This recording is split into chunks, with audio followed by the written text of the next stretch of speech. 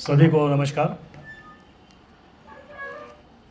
ये दरअसल मेरे लिए सौभाग्य का विषय है कि मैं आप लोगों के समक्ष एक बार पुनः उपस्थित हो पा रहा हूँ। भाटे जी का प्रेम है, आपने याद किया, अनिल जी ने स्वीकृति दी और पिछली बार जब मैं आया था तो निश्चित ही मुझे कोई जानता नहीं था और अपेक्षा रहित वातावरण में बोलना बहुत आसान होता है। अपेक्षा का लोड बहुत ज़्यादा होता है। तो अगले 40-45 मिनट मैं कोशिश करता हूँ कि जो आपकी अपेक्षाएं हैं वो भंग ना हो। सबसे पहले, जैसा कि पहले भी सूचना दी गई है, ये विषय आज लिया है सनातन सामाजिक संरचना, हमारे धर्म की, हिंदुत्व की सामाजिक संरचना। अब सबसे शुरुआत हम यहाँ से करते हैं कि इस विषय पे आज हम क्यों बात कर रहे हैं। आज 2026 का वर्ष चल रहा है और इस विषय पर बात करने की हमें आवश्यकता क्यों महसूस हो रही है, क्या इस विषय पर हमें बात करना उचित है, अनुचित है, तो थोड़ा सा इसको समझ लेते हैं। आजकल जो युग अब चल रहा है इसे हम बहुत आसानी से सोशल मीडिया का युग कह सकते हैं, सूचना का युग है और हम सब कम ज़्यादा प्रमाण में सोशल मीडिया से जुड़े रहते हैं। पिछले कुछ 2-4 महीनों से सोशल मीडिया पर एक यूजीसी की गाइडलाइन कोई आई थी और उसकी वजह से काफ़ी एक विषय लगातार चल रहा है जो हमारी सामाजिक संरचना को लेकर है, जो हमारे समाज के गठन को लेकर, जो कि वो गठन जो हिंदुत्व की तरफ से आया है, सनातन की वजह से आया है, उसको लेके बातचीत होती है। इसमें ये भी आप लोगों ने सुना होगा कि दक्षिण के कुछ नेताओं के बयान इस पे आए हैं कि सनातन तो डेंगू बुखार जैसा है, इसका उन्मूलन होना चाहिए। एक दूसरे मंत्री दूसरे प्रदेश के, उनके उद्गार थे कि सनातन अगर समानता नहीं दे सकता तो उसका उन्मूलन होना चाहिए। इस तरह की बातें अनेक प्लेटफॉर्म्स पर जिम्मेदार लोगों की तरफ से लगातार आ रही है। बात सिर्फ देश तक सीमित नहीं है। ये जो तस्वीर आपको दिख रही है, इसमें जो ये स्लोगन लिखा हुआ है, स्मैश ब्राह्मणिकल पैट्रियार्की, ब्राह्मणों की पितृसत्ता को कूड़े में डाल दीजिए, स्मैश कर दीजिए, तोड़ दीजिए, उसको नष्ट कर दीजिए। ये स्लोगन लेके जो सज्जन खड़े हैं, ये उस समय ट्विटर के मालिक थे जैक डॉर्सी। इंडिया आए थे और इंडिया आने के बाद ट्विटर जैसी कंपनी का मालिक क्या जुमला लेकर फोटो खिंचवा रहा है, ये आप देख सकते हैं। इसी तरह एक और डिसमेंटलिंग ग्लोबल हिंदुत्व, वैश्विक हिंदुत्व को डिसमेंटल करना है, नष्ट करना है, वही बात है, स्मैश करना है, तोड़ देना है, खत्म कर देना है। ये सितंबर 10 से 12 डेट लिखी हुई है।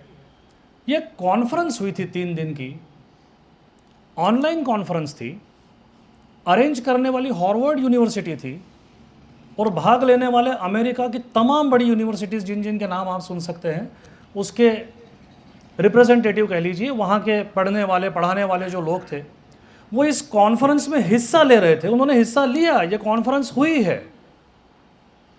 टाइटल है डिसमेंटल ग्लोबल हिंदुत्व। क्यों भाई? किसी और धर्म के बारे में क्या ये बात होती है? हिंदुत्व में ऐसा लोगों को क्या नजर आ रहा है जिसकी वजह से उनको ये लग रहा है उस स्तर पर, ये मैं कोई किसी गली कूचे पान के दुकान की बात नहीं कर रहा हूँ, मैं मंत्रियों की बात कर रहा हूँ, मैं हार्वर्ड जैसी यूनिवर्सिटी की बात कर रहा हूँ, मैं जैक डॉर्सी जैसे ट्विटर के बिलियनर ट्रिलियनर आदमी की बात कर रहा हूँ। और जब ये चीज़ें होती है, ये अचानक नहीं होती। आपको लग रहा है कि जैक डॉर्सी आ गए, उन्हें किसी ने पोस्टर पकड़ा दिया, उसने, ऐसा नहीं होता है। इसके पीछे सोची समझी रणनीति होती है, इसके पीछे सोच होती है। और अगर ट्विटर का मालिक ये मानसिकता लेके चल रहा है तो ट्विटर क्या कर रहा होगा, ट्विटर पे किन चीज़ों को तरजीह मिलती होगी, किन चीज़ों को प्रायोरिटी मिलती होगी, इसका एक अंदाज़ा हम लगा सकते हैं। प्रश्न आता है कि इनको समस्या क्या है, इनके आरोप क्या है हिंदुत्व के ऊपर। सबसे पहला आरोप आता है जाति प्रथा। पूरी दुनिया में हिंदुत्व की जो जाति प्रथा है उसको लेके काफ़ी नेगेटिविटी है। 1000-2000 साल से तथाकथित सवर्ण, तथाकथित शोषित वर्ग कह लीजिए, कमज़ोर वर्ग कह लीजिए, उनके साथ अन्याय करते आए, उनका शोषण करते आए हैं, उन पे वर्चस्व स्थापित करते आए हैं। ये है, ये मानते हैं सब लोग इस बात को। Is it there, right? कितने लोग हैं जो इस बात को समझते हैं, जानते हैं, मानते हैं। तो एक समस्या जाति प्रथा है, इसका आरोप हम पर लगता आया है। दूसरा है ब्राह्मणिकल हेजेमनी, कहते हैं ब्राह्मणों का वर्चस्व, कि जो कुछ भी हिंदुत्व जिस रूप में, वो चाहे जाति प्रथा हो, वो चाहे बाल विवाह हो, वो चाहे विधवा प्रथा हो, वो चाहे सती प्रथा हो, वो चाहे दहेज प्रथा हो, जो भी हिंदुत्व में, सनातन में, भारतीयता में नकारात्मक है, उसके जिम्मेदार ब्राह्मण हैं, क्योंकि वर्चस्व इनका था, समाज को दिशा देने का काम इन्होंने किया। और तीसरा इसी से मिला जुला लेकिन थोड़ा सा अलग, ब्राह्मणिकल पैट्रियार्की।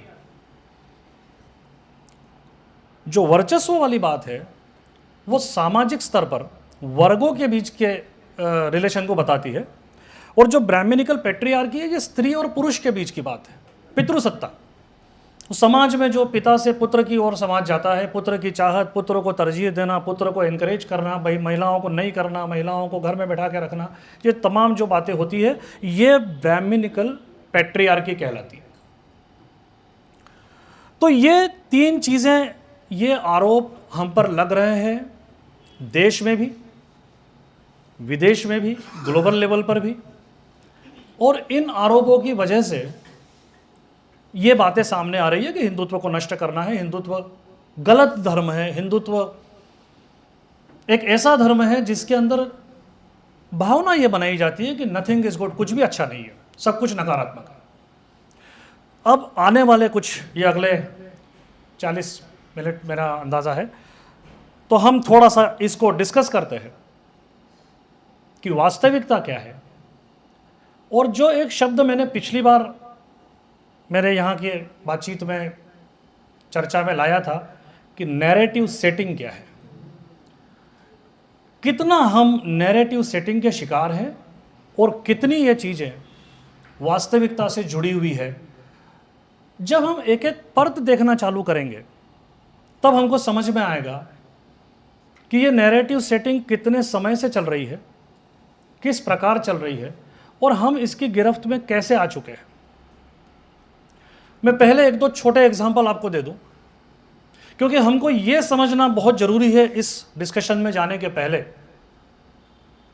कि समाज से नैरेटिव निकलता है या नैरेटिव से समाज बनता है। आदर्श स्थिति यह है कि समाज से नैरेटिव निकलना चाहिए। हम जो कर रहे हैं, हम जो जी रहे हैं, जो हमारा आचरण है, उससे सिद्ध होना चाहिए कि हमारे बारे में बात होनी चाहिए, उसमें हमारा उल्लेख होना चाहिए उसको लेकर। पर क्या ऐसा होता है? मैं एक दो छोटे छोटे एग्जाम्पल करंट के आपको देता हूँ, जिन अगर आप लोगों का ध्यान गया होगा या अब आप ध्यान देंगे तो एक बहुत महीन बदलाव पिछले 3-4 सालों में क्रिकेट के विश्व में आया है। हम सब लोग, अधिकांश लोग क्रिकेट फॉलो करते हैं, मेरे ख्याल से मैचेस देखते हैं, कमेंट्री सुनते हैं, टीवी पे देखते हैं। मात्र 4 साल पहले तक बैटिंग करने वाला बैट्समैन कहलाता था, आज बैटर कहलाता है। एक भी व्यक्ति, सामान्यतः नाम लेना नहीं चाहिए लेकिन मैं नाम लेके बात कर रहा हूं, गावस्कर जैसा आदमी 70-72 साल की उम्र हो गई, 50 साल से क्रिकेट से जुड़ा हुआ है, 20-25 साल स्वयं को बैट्समैन कहता रहा, पिछले 15-20 साल से कमेंट्री कर रहे हैं, दूसरों को बैट्समैन कहता रहा, 4 साल से उसके मुंह से बैट्समैन शब्द नहीं निकला है, बैटर बोलते हैं। और इसके लिए फिर वही बात है जो मैंने पिछली बार भी चर्चा की थी, ये परिवर्तन लाने के लिए आंदोलन नहीं करना पड़ते, ये परिवर्तन लाने के लिए संसद में नियम पास नहीं करना पड़ते, ये परिवर्तन लाने के लिए पत्थर नहीं चलाने पड़ते, आग नहीं लगानी पड़ती, वाहन नहीं चलाने पड़ते, परिवर्तन आ जाता है। और 3 साल रुकिए आप, मैं और आप भी बैटर बोलने लग जाए, क्योंकि हमको सुनाई वो दे रहा है, दिखाई वो दे रहा है कि हम अपने आप, हमारे अंदर भी वो उतर जाएगा, उतारा जाएगा। ये जो नैरेटिव की ताकत है, समाज में से नैरेटिव नहीं निकला, नैरेटिव से समाज बदल रहा है। और ये क्यों बैट्समैन से बेटर हो गया? LGBTQ, मैन नहीं कह सकते, क्या भरोसा? मैं अपने आप को मैन मानता हूं या नहीं मानता हूं, आप कैसे कह सकते? ये फिलॉसफी है उसके पीछे की। ये तो क्या आफत आन पड़ी थी कि बैट्समैन को बैटर कर दिया। This is the reason. LGBTQ के आंदोलन की वजह से अब आप किसी को आसानी से मैन नहीं कह सकते। और इसके लिए पूरी दुनिया के कमेंटेटर्स, वो चाहे पाकिस्तान का हो, वो चाहे भारत का हो, वो चाहे ऑस्ट्रेलिया का, इंग्लैंड का, कहीं का भी हो, उन्होंने सब ने बैट्समैन शब्द का उच्चारण करना बंद कर दिया। 5 साल में मैं और आप भी बैट्समैन बोलने लग जाएंगे। ये नैरेटिव सेटिंग की ताकत होती है कि आपको परिवर्तन, बदलाव समझ में भी नहीं आता, वो बदलाव आपके घर में आता है, आपके स्वयं के अंदर आता है, आप बदल जाते हैं और आपको एहसास भी नहीं होता कि मुझे बदल दिया गया है। तो ये बात को हमको ध्यान में रखना पड़ेगा जब हम अब हिंदुत्व के बारे में, सनातन के बारे में बात करेंगे, कि नैरेटिव सेटिंग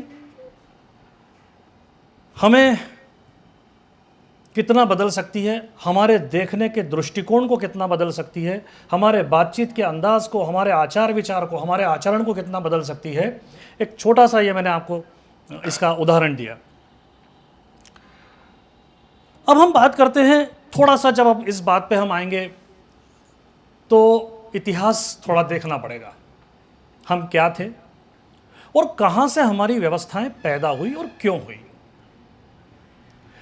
जाति व्यवस्था अपनी जगह है, लेकिन हमारा प्रारंभ हुआ था वर्ण व्यवस्था से।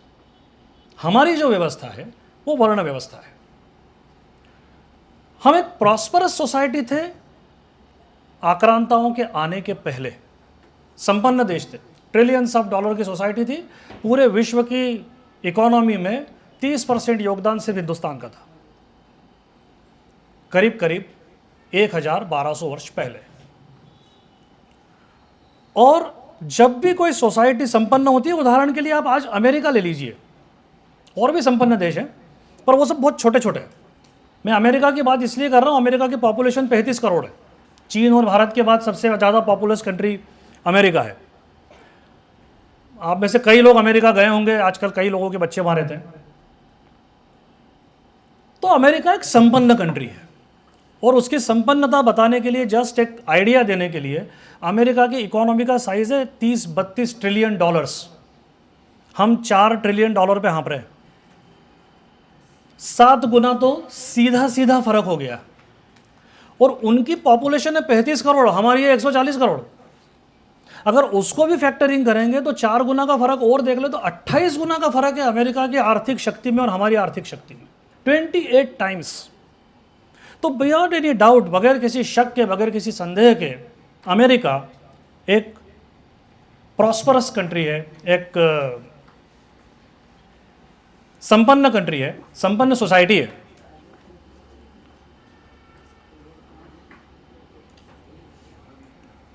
यदि उस सोसाइटी की तरफ हम देखते हैं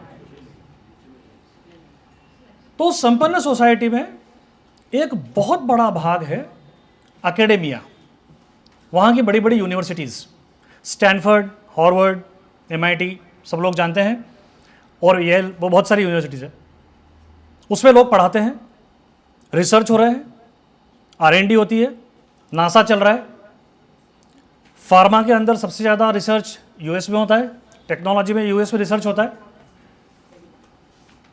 और ये जो रिसर्च करने वाला वर्ग है, ये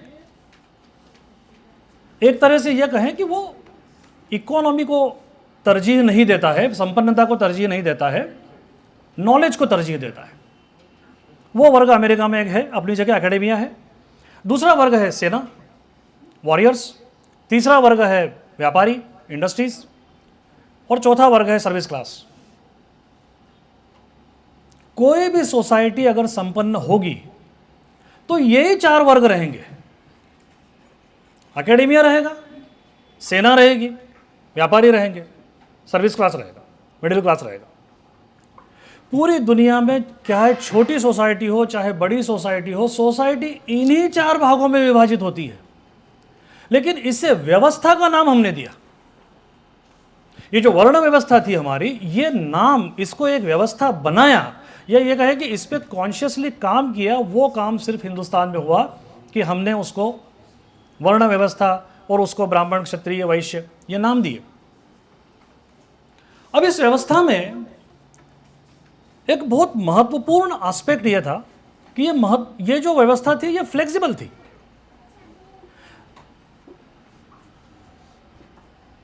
ब्राह्मण मंदिर का काम करेगा, पूजा का काम करेगा, अध्ययन अध्यापन का काम करेगा, ये नहीं था।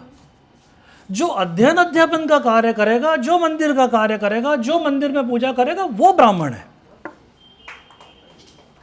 और ये सब पे लागू होता है। जो सेना में जाएगा, बाजीराव को किधर से ब्राह्मण बोलेंगे?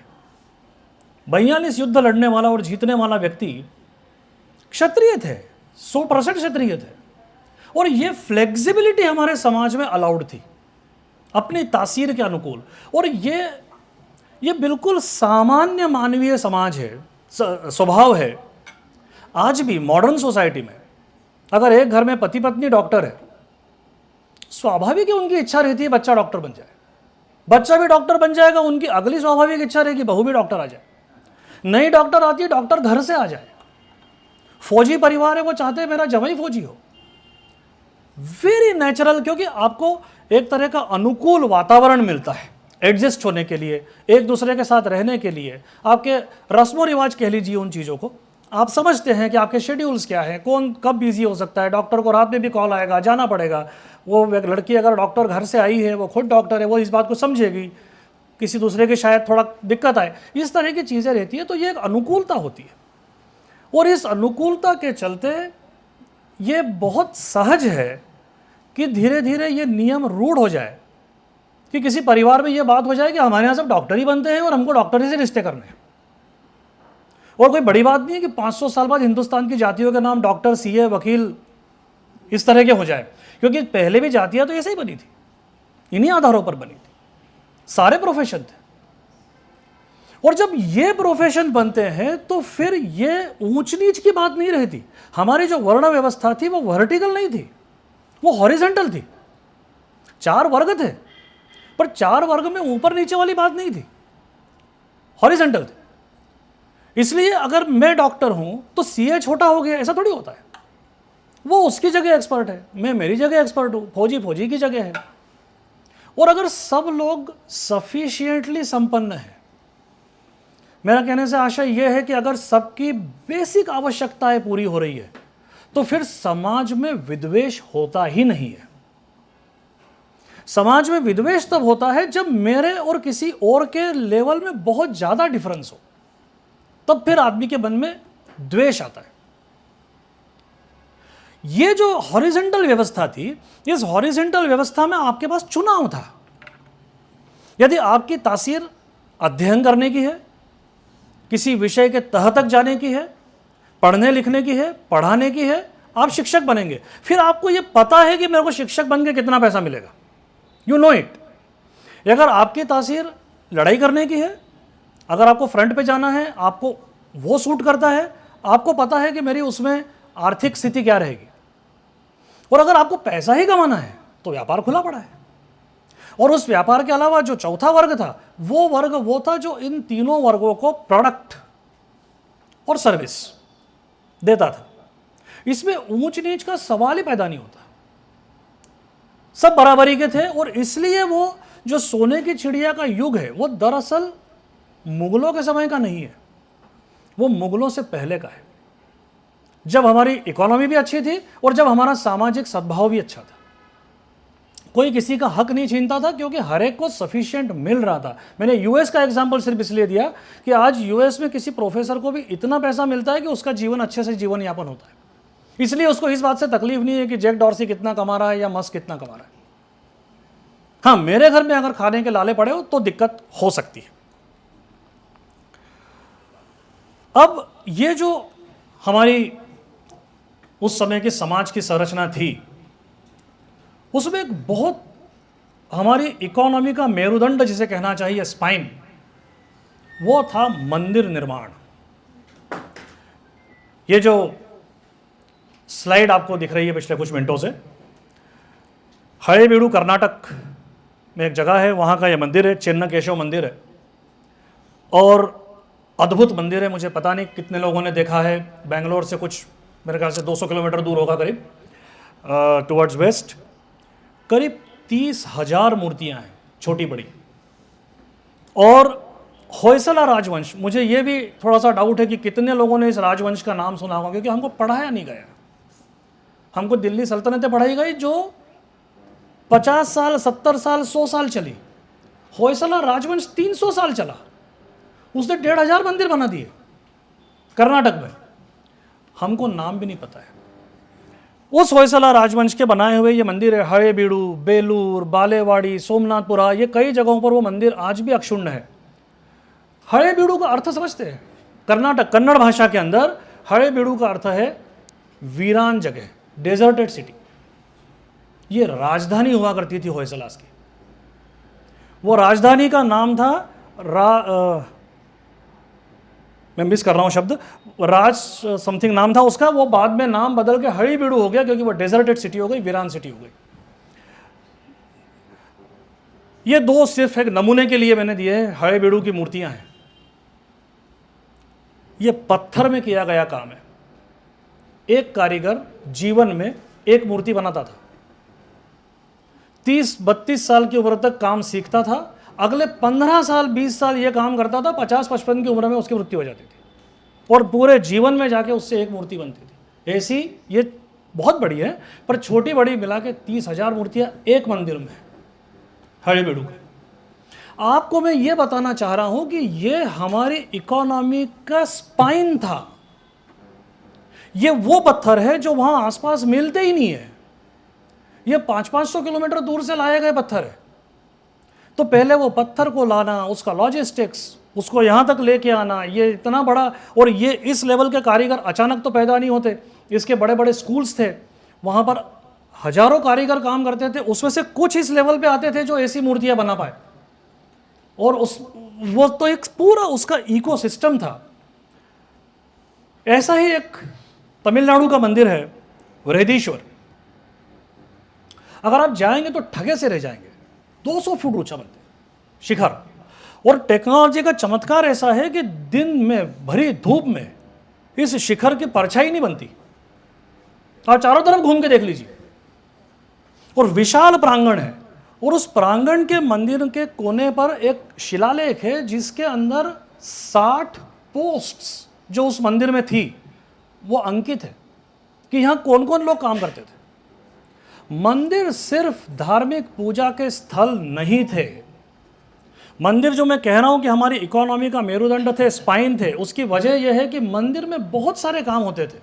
पूजा अर्चना ऑफकोर्स होती थी, वहाँ हवन होते थे, वहाँ शादियाँ होती थी, वहाँ सामाजिक कार्यक्रम होते थे, वहाँ भरतनाट्यम, कथकली जैसे नृत्य कार्यक्रम रात में शाम में होते थे। शास्त्रीय संगीत वहाँ पर विकसित हुआ, नाट्य वहाँ विकसित हुआ। और यहाँ तक कि जब राजा को अपनी प्रजा को अनाज देना पड़ता था, कभी कुछ सूखा वगैरह पड़ता था या खरीदना पड़ता था, तो उसके लिए भी मंदिर प्रेमाइसेस इस्तेमाल किया जाता था। इसी के पास में एक शहर है तिरुचिरापल्ली, त्रिची, श्रीरंगम का मंदिर है।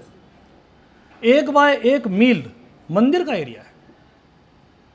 अब आप सोचिए 1.6 किलोमीटर करीब करीब हो गया, तो 1.5 बाय 1.5 किलोमीटर मंदिर का प्रेमाइसेस है। कावेरी के बीच में टापू है और क्या भव्य मंदिर है। 1200 साल से दीपक जल रहा है, आज तक कभी। उस मंदिर की वाइब्स आप देखेंगे, वहां जाके बैठेंगे, ये हो गया क्या? उस मंदिर की अगर आप वाइब्स वहां जाके महसूस करेंगे तो आपको समझ में आएगा 1000 साल वो मंदिर चला। तो मंदिरों की जो ये इकोनॉमी के अंदर योगदान था, ये बहुत बड़ा था और इसकी वजह से हम समाज को संपन्नता दे रहे थे। अब इक्वेशन बड़ी सिंपल थी। क्षत्रिय समाज था, कर वसूलता था, बाहर जाता था, जीत के आता था। व्यापारी था, देश विदेश में व्यापार करता था। उसकी वजह से क्या स्पीकर का इशू है थोड़ा सा। एनीवे, व्यापारी समाज था, व्यापारी समाज व्यापार करता था। हम जावा, सुमात्रा, बाली, गल्फ कंट्री, सारा व्यापार हमारा चलता था, मसालों का व्यापार चलता था। तो यहाँ से वेल्थ क्रिएशन होता था। किसान था, वेल्थ क्रिएशन होता था। सर्विस क्लास, मिडिल क्लास, जिसे शूद्र नाम दिया गया था, वो समाज था, वो प्रोडक्ट बनाता था। उसमें कपड़े बनते थे, लोहे के सामान बनते थे, जेवरात बनते थे, सारी चीज़ें बनती थी। और एक वर्ग था जो अनुसंधान करता था, जो समाज को दिशा देता था, समाज को सिखाता था। तो ये एक हेल्दी सोसाइटी थी और प्रॉस्परस सोसाइटी थी। तो ये जो देश था, इस देश पर आक्रमण हुए। इसी पर हो सकते थे। जो समाज संपन्न होगा वही लूटा जाएगा। जब आक्रमण हमारे पर चालू हुए, और एक चीज और है कि जो मैंने मंदिरों की बात की, तो मैंने जैसे बताया होयसला ने 1500 मंदिर बनाए।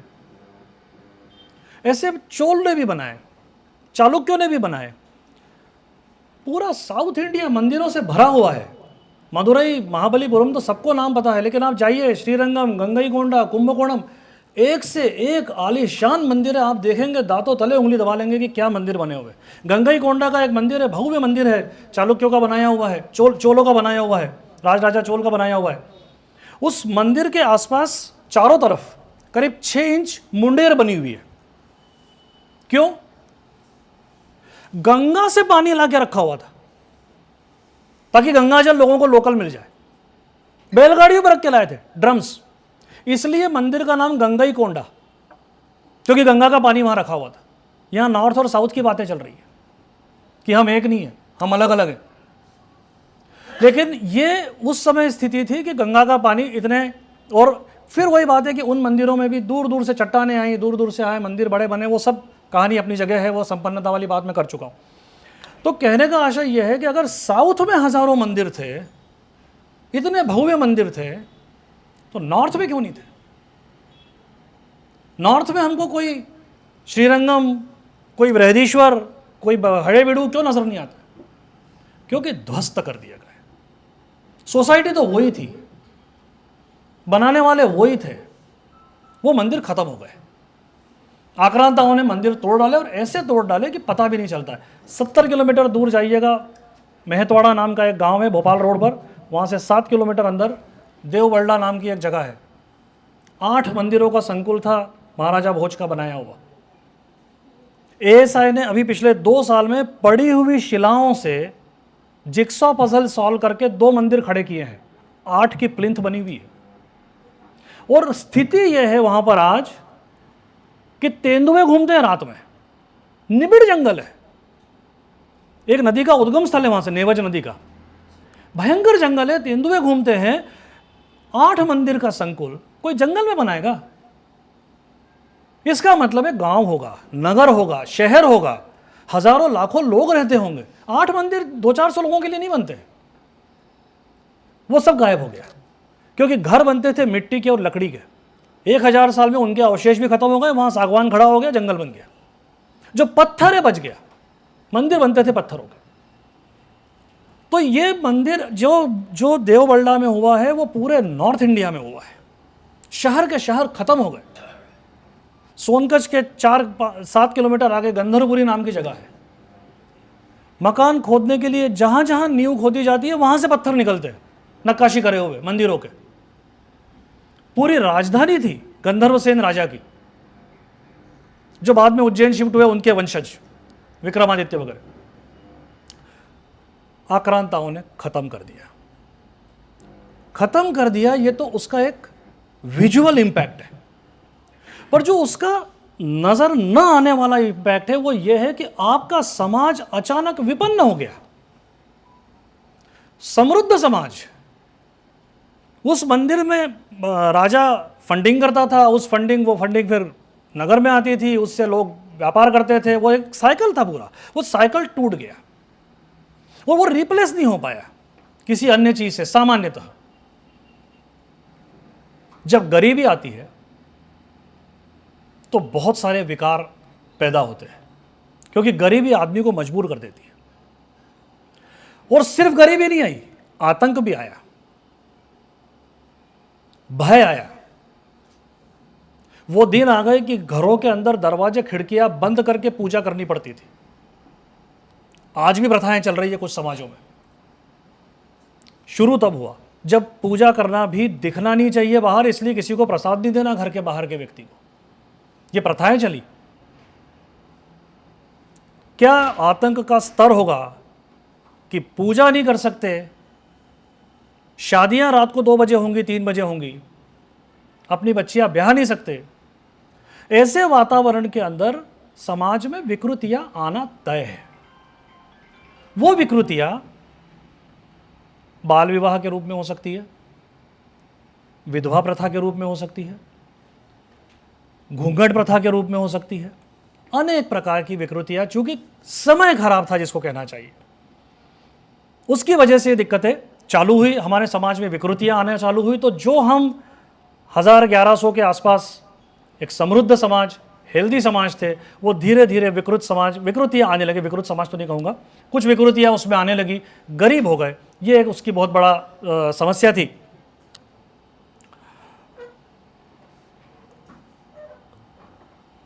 अब इस्लाम ने 600-700 साल करीब राज किया। ये 4 यात्री थे जो अलग अलग समय पर भारत में आए। मेगास्थनीज सिकंदर के समय के, क्राइस्ट के पहले 300 साल। वेनसांग हम सब जानते हैं, सब ने कोर्स में पढ़ा है, चाइनीज़ यात्री था, 629 से 645 भारत में था आफ्टर क्राइस्ट। इब्ने बतूता 1334 से 1341 भारत में था। और फिरिश्ता 1600 से 1623 भारत में था। ये चारों ने संस्मरण लिखे, और भी है इनके अलावा, अलबरूनी है, फायान है, बहुत सारे लोग थे, सेलुकस थे। सब ने संस्मरण लिखे, बहुत डिटेल में लिखे। हमारे पहनावे पे लिखे, हमारे खान पान पर लिखे, हमारे सिस्टम पे लिखे, हमारे आर्थिक स्थिति पे लिखे। एक ने भी ये नहीं लिखा कि समाज का एक वर्ग दूसरे का शोषण कर रहा था। एक शब्द नहीं है। विदेशी थे, और हमारा लिखा इतिहास तो जल गया, हमारा नॉलेज भी चला गया। सिर्फ मूर्तियां मंदिर ही नहीं गए, हमारा ज्ञान भी चला गया। लेकिन इनका लिखा हुआ जो है वो रह गया, और इसी को आज अधिकांश जगह इस तरह के और भी बहुत, अकबरनामा, बाबरनामा, बहुत सारी चीज़ें हैं, उन्हीं से अब हम मोटा मोटा हमारे इतिहास को समझते हैं उस जमाने के। किसी ने भी जाति प्रथा से आशय जाति प्रथा के नाम पर शोषण का, अस्पृश्यता का उल्लेख नहीं किया है। 1650-1700 तक की बात इसमें करीब करीब आ गई, यानी आज से सिर्फ 200-300 साल पहले। और हम कन्विंस्ड हैं कि 2000 साल से हमारे यहाँ जाति के नाम पर शोषण हो रहा है, जबकि 203 अगर जाति के नाम पे 2000 साल 3000 साल कोई भी कुछ भी, आजकल नेता लोग तो 5000 साल कुछ भी बोलते हैं, अगर ऐसा होता तो कोई महावीर स्वामी जैसे इसके लिए भी खड़े होते ना। ऐसा क्यों हुआ कि ज्योतिबा फुले जैसों के नाम आए जो आज से 100-150 साल पहले की बात है? बुद्ध को ऐसा नहीं लगा कि इसका विरोध करना चाहिए? उन्होंने हिंसा का विरोध किया, जो यज्ञों में हिंसा होने लगी थी। कुछ गलत था ना सोसाइटी में, जिसके अगेंस्ट उन्होंने बात की। महावीर स्वामी ने अपरिग्रह की बात की, अहिंसा की बात की। जो उन्हें लगा समाज गलत दिशा में जा रहा है, उन्होंने उसको गाइड किया, उसको निर्देश दिए, उसको सही जगह पर पहुंचाने का प्रयास किया और पहुंचाया भी। अगर वो ये बात कर सकते थे, अगर उस दिन जाति प्रथा अस्पृश्यता इस स्तर पे होती जिस स्तर पे हमको बताई जाती है, तो वो करते, उनके जैसे कोई और करते, कहीं तो कोई उल्लेख मिलता, नहीं मिला। इसके बाद अंग्रेज आ गए और अंग्रेज के साथ नैरेटिव सेटिंग और जोर शोर के साथ आई। वो उसके और एक्सपर्ट थे। जेम्स मिल एक अंग्रेज इतिहासकार थे। उन्होंने ब्रिटिश इंडिया ग्रंथ लिखा। यह ग्रंथ 3 खंडों में है। एक खंड का नाम है हिंदू, दूसरे खंड का नाम है मुस्लिम, तीसरे खंड का नाम है ब्रिटिश। ये 3 खंडों में किताब लिखी। हिस्ट्री ऑफ ब्रिटिश इंडिया किताब का टाइटल है। भारत को बर्बर बताया, जाहिल बताया, वो सब तो अपनी जगह है ही। और ये मिल को आधार बनाया कॉलोनियल पॉलिसी फॉर्मेशन के लिए। जो अंग्रेजों ने जो पॉलिसीज बनाई भारत के लिए, उसके जो आधार बनाए, उनमें से एक बहुत बड़ा आधार जेम्स मिल की यह किताब थी और जेम्स मिल स्वयं थे। इसके बाद एक नाम आता है, सबने सुना होगा शायद, मैक्स म्यूलर। जर्मन थे, जर्मनी में पढ़े, बाद में इंग्लैंड में सेटल हो गए, ऑक्सफोर्ड में प्रोफेसर थे। वेदों का और उपनिषदों का इन्होंने संस्कृत से इंग्लिश में अनुवाद किया। ये इनका सबसे बड़ा क्रेडिट है। और इन्होंने एक नई थ्योरी दी। अब आप देखिए, जब वेद और उपनिषद का अनुवाद करने की बात आई तो जाहिर है उनको पढ़ा गया, और वेद उपनिषद नहीं, साहित्य जो उपलब्ध था वो पढ़ा गया। अंग्रेज ये बोलकर आ रहे थे, मिशनरीज को ये बोलकर यहां लाया गया था कि ये जाहिलों का देश है, इनको सिविलाइज करना है। और ये अनसिविलाइज्ड लोग उनको बता रहे थे कि 12 साल में एक बार गुरु सिंह से गुजरता है, तब सिंहस्थ होता है। तो वो मैच नहीं हो रहा था कि अगर जाहिल कहेंगे तो इतना प्रिसाइज कैलकुलेशन, जो उनको भी तब तक नहीं पता था कि जुपिटर की महादशा जिसको हम कहते हैं, उसका टाइमिंग पीरियड क्या है, उसका राउंड लगाने का पीरियड क्या है। तो ज्योतिष जैसा विकसित शास्त्र हमारे यहां पर था, इतने बज के इतने मिनट इतने सेकंड पर अमावस्या चालू होगी, इतने बज के इतने मिनट पे खत्म होगी, ये सारे कैलकुलेशंस हमारे पास थे। ग्रहण कब होगा ये हमको पता था। अधिक मास जैसा एक बेहद कॉम्प्लेक्स मैथमेटिक्स हमारे पास था, जो कि चंद्र की पृथ्वी की परिक्रमा और पृथ्वी की सूर्य की परिक्रमा को हर 4 साल में रिकंसाइल कर लेता है। तो ये सब जब उनको पता पड़ा तो अब ये बात समझ में नहीं आई कि इनको जाहिल कैसे गए, और ये कैसे ओढ़े कि अब इनको हमको सिविलाइज करना है। तो मैक्स म्यूलर साहब आयरन इन्वेजन थ्योरी लेके आए। आर्यन इन्वेजन थ्योरी, कि आर्य यहां के है ही नहीं, यूरोप के ही है, क्योंकि इतनी अकल तो यूरोप वालों में हो सकती है, लोकल लोगों में कैसे हो सकती है। यह सिद्ध करने के लिए कि यहां के लोग बुद्धिमान नहीं है, वो तो हमारे ही लोग थे। और उन्होंने उसका आधार क्या बनाया, लैंग्वेज की कॉमनैलिटी। कुछ शब्द हैं जो लैटिन, ग्रीक, संस्कृत में कॉमन है, यूरेशियन भाषाओं में भी वो शब्द मिलते हैं।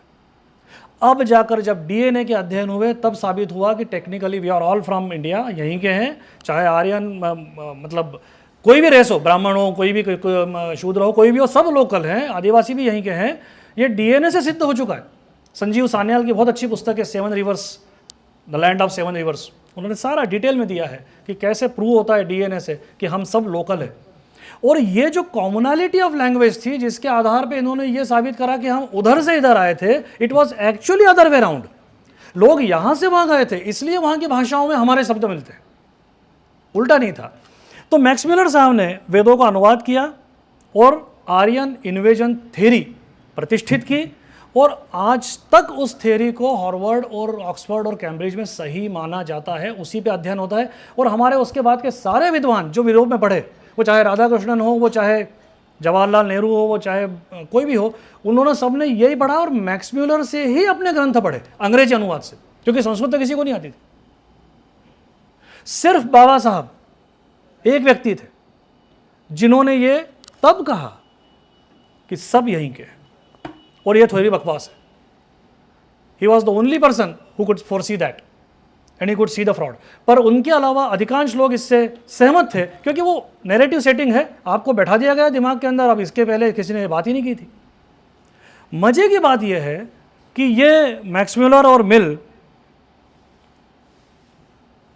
दे नेवर केम टू इंडिया। वो कभी भारत आए ही नहीं।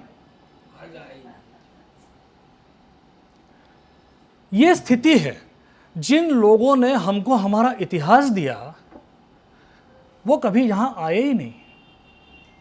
अभी मैं यहां बैठ के आपको कोलंबिया और चिले के बारे में अगर ज्ञान देने लग जाऊं तो अभी आपके पास क्या ही है, जो मैं बोलूंगा वो सही है। अब पैरेलल तो कुछ है नहीं, और उस जमाने में तो गूगल नेट कुछ था नहीं, तो जो बोल दिया, जो बता दिया किसी ने, वो हो गया।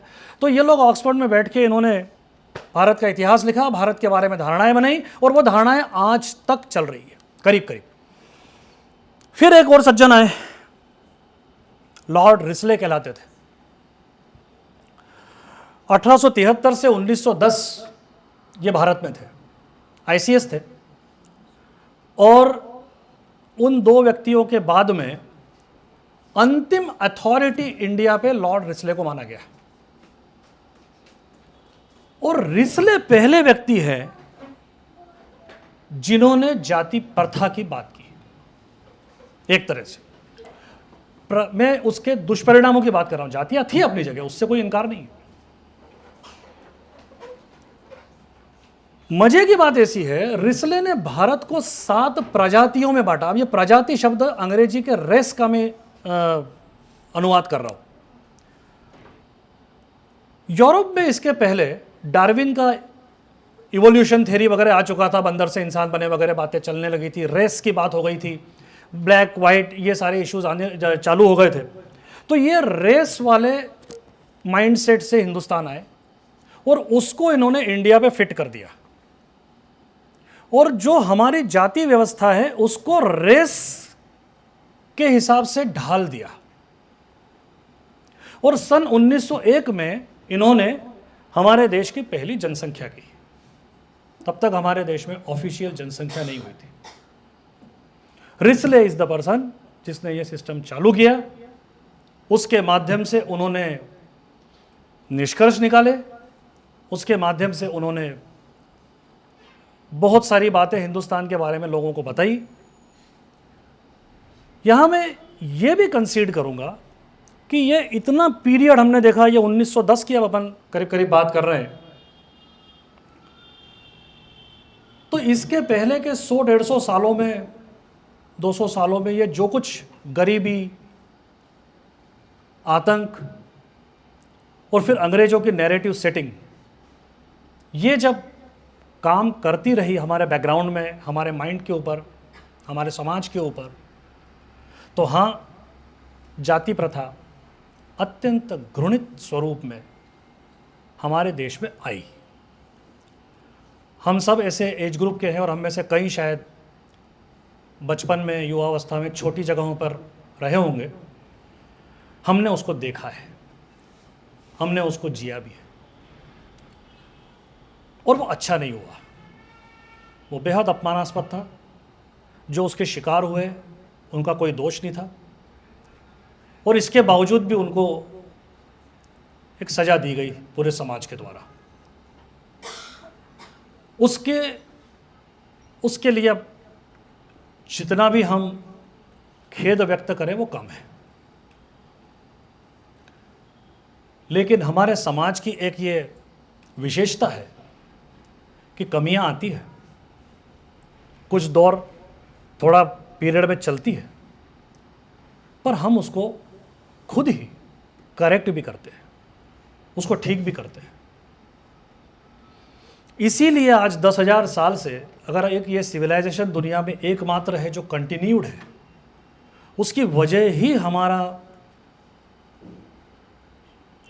लचीलापन, हमारी फ्लेक्सिबिलिटी, हमारी अडॉप्टेबिलिटी, हमारी अडेप्टेबिलिटी, स्वीकार करने की ताकत, स्वीकृत होने की ताकत, ये दोनों चीज़ें होने की वजह से, ये सारी चीज़ें होने की वजह से हम समाज में जब जब विकृतियां आई, कुछ समय के लिए रही, सही मानी गई एक दौर में, फिर एहसास हुआ कि नहीं, समथिंग इज नॉट करेक्ट, सही नहीं है, करेक्शन आया, तो वो करेक्शन भी लाए। अगर आप अपने स्कूल के दिनों को याद करेंगे, 40 साल पहले, 35 साल पहले, 50 साल पहले, तो देखिएगा कि आपके जो शिक्षक थे उसमें से कौन कितने तथाकथित उच्च वर्ग के थे। मेरे को ऐसा लगता है कि 90 के पहले वो परसेंटेज 75% से ऊपर होगा। डॉक्टर्स, टीचर्स, गवर्नमेंट ऑफिसर्स, सभी जगह वही स्थिति थी। किसी ने देखा ऐसा दृश्य कि किसी शिक्षक ने पढ़ाने से मना कर दिया हो किसी को, क्योंकि XYZ is not from the community particular? एक भी दृश्य नहीं। किसी डॉक्टर ने इलाज करने से मना कर दिया? नहीं। हमने चीज़ों को करेक्ट किया। करेक्ट करने के तरीके बहस हो सकती है, लेकिन हाँ, गलती थी, गलती को करेक्ट किया, इसमें कोई दो राय नहीं। पर ये जो बीच का पीरियड आया जिसमें ये कुप्रथा समाज के करीब करीब पूरे हिस्से में स्थापित हो गई, स्वीकृत हो गई, उस समय फिर ये जो इन लोगों ने नैरेटिव थोपा था, ये भी मैं आपको बता दूं कि इन्होंने ये क्यों किया। देखिए, मुस्लिम आक्रांता भारत में आए, एक तो ताकत में, नंबर में भी थोड़े इनसे ज़्यादा थे अंग्रेजों की तुलना में, फिर वो यही रह गए। अंग्रेज बहुत ही कम थे, और इसलिए अंग्रेजों की जो नीति को एक शब्द में हमने सबने सुना है, फूट डालो और राज करो। सामान्यतः नेवली हम उसको जोड़ते हैं हिंदू मुस्लिम से। जब अंग्रेज आए तब हिंदू मुस्लिम एक ही का तो कोई बात ही नहीं थी, वो तो हम पे राज कर रहे थे करीब करीब, और हम उनके साथ, हम उनके गुलाम ही थे मोर और लेस, उसमें फूट डालने की कोई बात नहीं थी। फूट डालो और राज करो वॉज ओनली फॉर हिंदूज, क्योंकि उनको यह समझ में आ गया कि हम बहुत कम है और हमको बहुत बड़े नंबर पर राज करना है। सबवर्जन जिसको कहते हैं, सामने वाले के दिमाग को चेंज करके उस पर राज करना, उसके आइडियाज़ को बदल के राज करना, ये उनकी नीति थी। और ये करने के लिए उन्होंने ये सारा नैरेटिव सेट करना चालू किया, और रिसले जैसे लोगों ने उसका आधार बनाया। इसके आधार पे फिर नीतियाँ बनी, फिर वो डिप्रेस्ड क्लास नाम दिया गया पहले, फिर डिप्रेस्ड क्लास को 1936 या 1935 में शेड्यूल कास्ट नाम दिया गया। कई जातियां ऐसी थी जो संपन्न थी, किसी समय विपन्न हो गई, तो अंग्रेजों ने कहा इनका शोषण हो रहा है, और उनको शेड्यूल कास्ट पे डाल दिया। एक छोटा सा एग्जांपल देता हूं सिर्फ, नमक का व्यापार। कांडला, गुजरात, समुद्र किनारे से मैनलैंड इंडिया के अंदर नमक लेके आना बहुत बड़ी टास्क थी उस जमाने के लॉजिस्टिक्स के हिसाब से। जंगल, जंगली जानवर, चोर डकैत, सभी समस्याएं थी, मौसम ये सभी दिक्कतें थी। तो उस सब के बीच में वो नमक लेके आना वाज अ स्पेशलाइज्ड बिजनेस जिसको कहना चाहिए। और जैसा कि हमारे यहाँ का सिस्टम था, एक जाति उसके अंदर एक्सपर्ट हो जाती थी, वो कर रहे थे उस काम को। अंग्रेज नमक का कानून लेके आए। दांडी यात्रा में गांधी जी ने जो नमक का कानून तोड़ा था, वो धंधा बंद हो गया। अभी आदमी क्या करेगा? दूसरे भी धंधे बंद हो रहे हैं, कहीं नील की वजह से बंद हो रहा है, कहीं कपड़ों की वजह से, लिवरपूल से कपड़े आने लगे, वो जो भी उस समय हुआ। तो एक पॉजेसिवनेस आता है। फिर मैं बोलूँगा कि भाई ये मेरा काम है, मैं तुमको नहीं करने दूंगा, क्योंकि मेरे बाप दादा करते आए हैं, इसलिए मेरा काम है। वो चूंकि अवसरों की कमी हो गई, इसलिए ये भावना समाज में पैदा हुई। नेचुरली जब उसके परिणाम समाज में आने लगे, उस नैरेटिव सेटिंग के, समाज उससे ग्रस्त हो गया, तो फिर कुछ हिंदुस्तानी लोगों को भी वो बात सही लगने लगी, वो भी उस विषय में खड़े हुए। उसमें मैं एक रिप्रेजेंटेटिव नाम ले रहा हूँ, पेरियार का। पेरियार तमिलनाडु के एक लीडर थे, अधिकांश लोगों को पता भी होगा। उन्होंने ये जो बीच वाला स्टिकर है, इसमें वो भगवान राम की मूर्ति को चप्पल से मार रहे हैं, और जो दूसरा स्केच है उसमें वो गणेश जी की मूर्ति को क्रैश कर रहे हैं, भंग कर रहे हैं। तो इन्होंने ये द्रविड़ वर्सेस आर्य, ये थ्योरी इनको समझ में आ गई। मैक्स वेलर साहब की मेहनत, रिस्ले साहब की मेहनत रंग लाई, और पेरियार साहब और इनके जैसे कई लोग उससे कन्विंस हुए, और फिर वो आंदोलन चालू हुए। वो आज़ादी के पहले ही चालू हो गए थे, आज़ादी के बाद उनको और ज़्यादा बल मिला, क्योंकि आज़ादी तक एक फिर भी जॉइंट कॉज था अंग्रेज़ों को भगाने का। जब अंग्रेज़ चले गए तो फिर आज़ादी के समय आते आते तक जाति प्रथा समाज में दिखने भी लगी थी, दिमाग में इस्टेब्लिश भी कर दी गई थी, और उसको इरेडिकेट करने के जो प्रयास हो रहे थे उन पे कोई बात नहीं हो रही थी।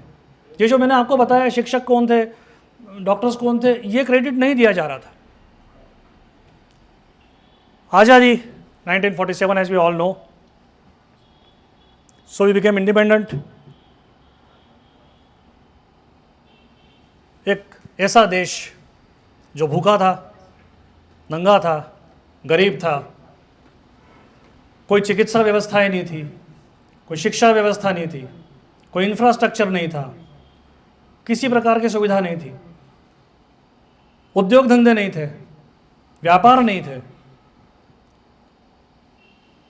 लेकिन कहीं ना कहीं हमको ये मालूम था कि हम सोने की चिड़िया थे, इस बात का एहसास भी था।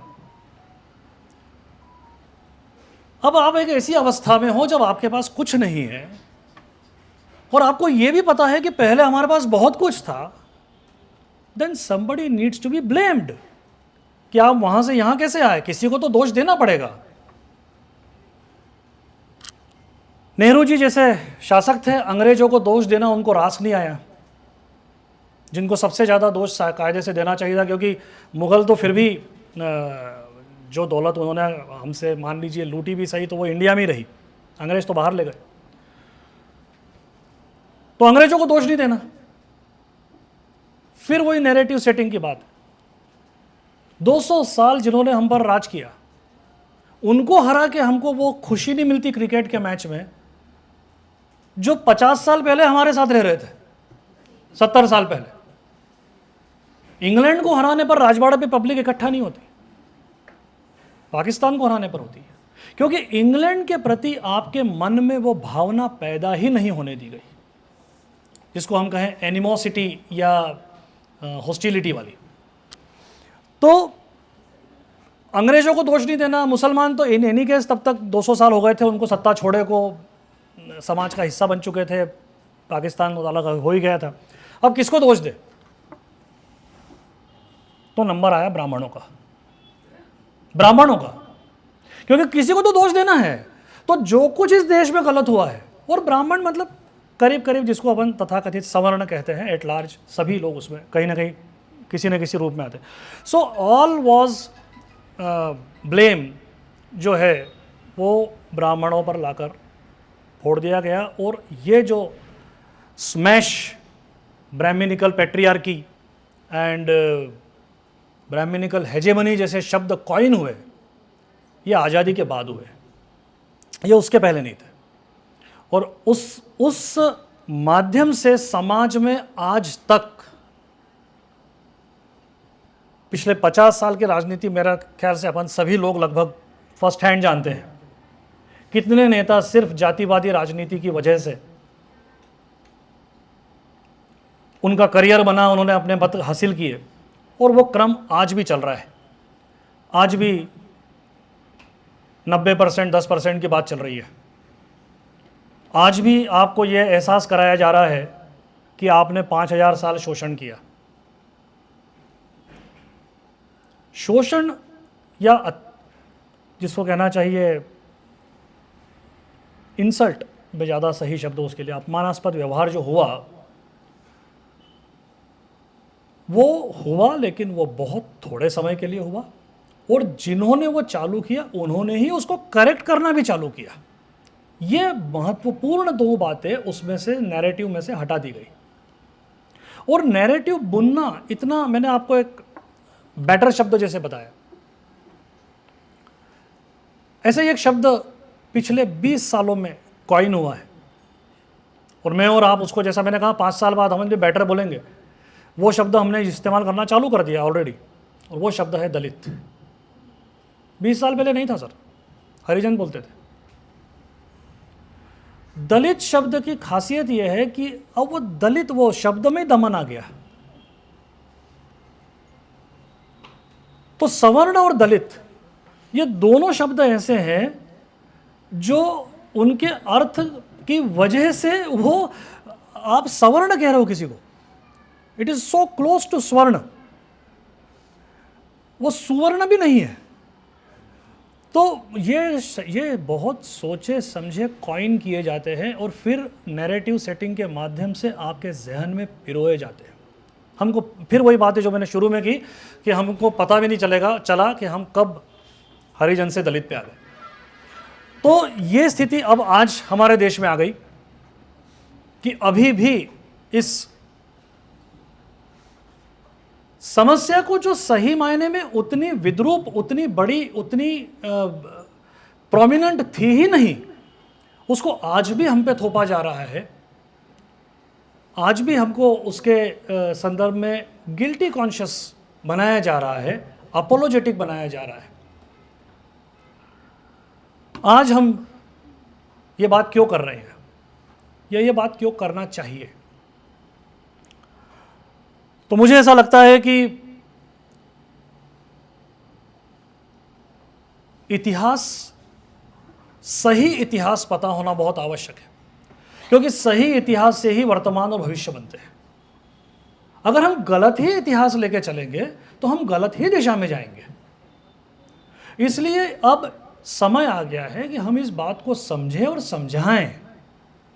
गलती भी अगर हुई है तो कितनी हुई है, कितने समय हुई है, किसने की है, क्यों की है, किसकी वजह से हुई है, उसको ठीक करने के उपाय किसने किए, ये विषय मुझे लगता है कि समाज में इनकी चर्चा होने की आवश्यकता है, जिससे समाज को समझ में आएगा, सही इतिहास समझ में आएगा, हम आगे सही दिशा में जाएंगे।